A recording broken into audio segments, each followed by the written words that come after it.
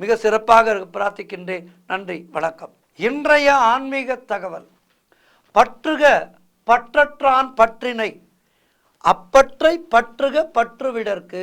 திருக்குறள். ரொம்ப அற்புதமான முறையிலே வள்ளுவ பெருந்தகை ஆன்மீகத்திலே எப்படி இருக்க வேண்டும் என்பதை நமக்கெல்லாம் அறிவுறுத்தி இருக்கின்றார். திருக்குறள் கீதைக்கு சமமான ஒரு நூல். பகவத்கீதை எப்படி நமக்கு முக்கியமோ அது போன்றதொரு முக்கியம் திருக்குறள். இந்த பற்று பந்தம் என்பதெல்லாம் ஆன்மீகத்திற்கு தடையா என்று பார்த்தால் அதை பற்றித்தான் இன்றைய நாளிலே நாம் ஆன்மீக தகவலிலே பார்க்க இருக்கின்றோம். பற்று பந்தம் பாசம் இவை ஆன்மீகத்திற்கு தடையா? ஒருவன் ஆன்மீகத்திலே உயர வேண்டும் என்றால் இதையெல்லாம் விட்டால்தான் உயர முடியுமா? பற்று என்பதும் பந்தம் என்பதும் ஒரே பொருள் தரும் சொற்கள் தான் என்றாலும் பற்று என்பது ஆன்மீகத்திற்கு தடை. முதலிலே பற்று என்றால் என்ன, அதை பற்றி தெரிந்து கொள்ள வேண்டும். ஆன்மீகத்திலே உயர்ந்த பலரும் குடும்பம், பிள்ளை, நண்பர், சுற்றம், உறவு முதலியவையே பற்று.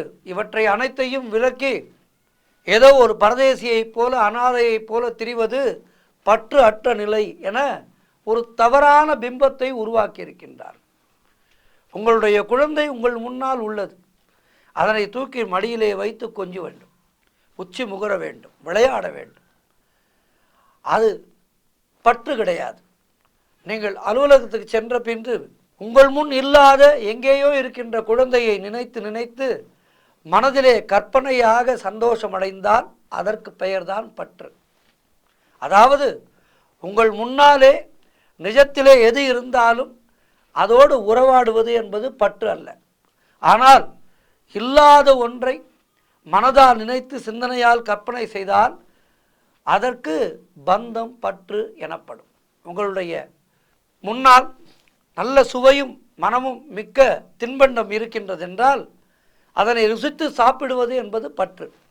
அதுவே இல்லாத தின்பண்டத்தை நினைத்து சாப்பிடுவது போல் கற்பனை செய்து கொண்டால் நம்மை பைத்தியம் என்று சொல்வார்கள். அதுதான் இந்த பந்தம் பாசம் பற்று என்பதற்கு இதுதான் ஒரு உதாரணம்.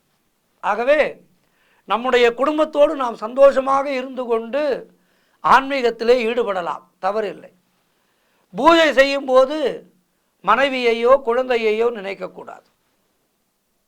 பூஜை செய்கின்ற வேளையிலே இறைவனை மட்டுமே நினைக்க வேண்டும்.